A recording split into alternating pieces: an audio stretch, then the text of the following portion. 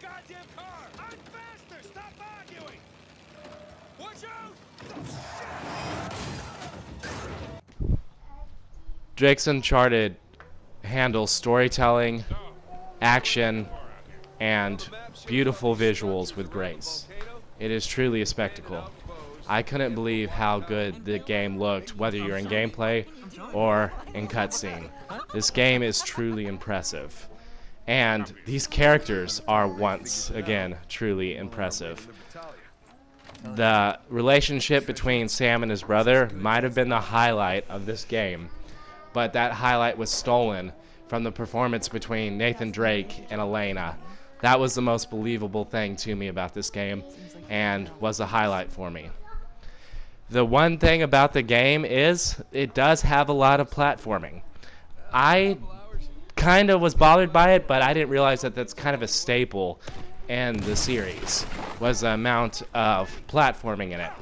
And the platforming, it isn't bad. It's very good at times. Like during these action set pieces, it feels like that white knuckle adrenaline-fueled action that you see in a lot of movies, and is handled nearly perfectly. But in other times, it's handled kind of poorly, to where Nathan Drake almost seems like a drunk Assassin's Creed character and is not familiar with his terrain.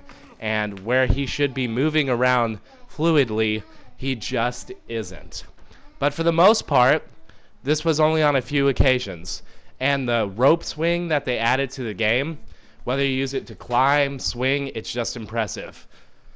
But like the overuse of platforming in some cases kind of feels like a chore.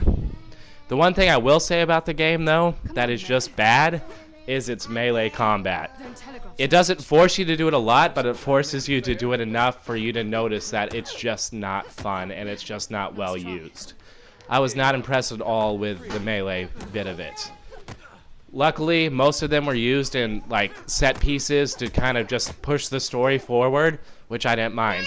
The other thing about the game was its stealth combat, which a lot of like critics were hacking right off the bat. I thought it was okay. Like for an Uncharted game, which is not really about stealth combat, it's more about guns blazing, kind of adrenaline-fueled action.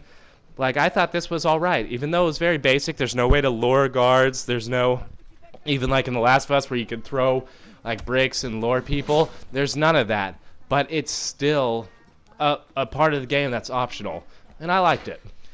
The other thing with the game is its fantastic bonus features, where you can change the rendering to make the game look cel-shaded, to make everything appear all in negative, or even 8-bit if you're feeling nostalgic.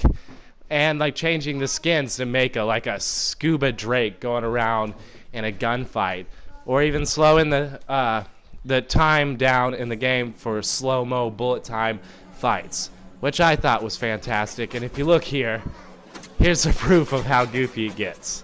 It's pretty awesome. And then there's Uncharted's multiplayer, which I don't really want to get into. Yes, it is fun. Yes, I like it quite a bit, and it takes everything from the game that's very, very good and puts a crazy, like, incredibly stupid yet awesome spin on it, which I like. And more multiplayer games should do this. Even more single-player games should have multiplayer games that really show that, like, single-player experiences can also be multiplayer experiences. In closing, I just want to say Drake's Uncharted 4: Thieves End is an amazing game with great storytelling, fantastic action bits, and a believable, lovable cast of characters. If you own a PS4, there's no reason not to buy this game.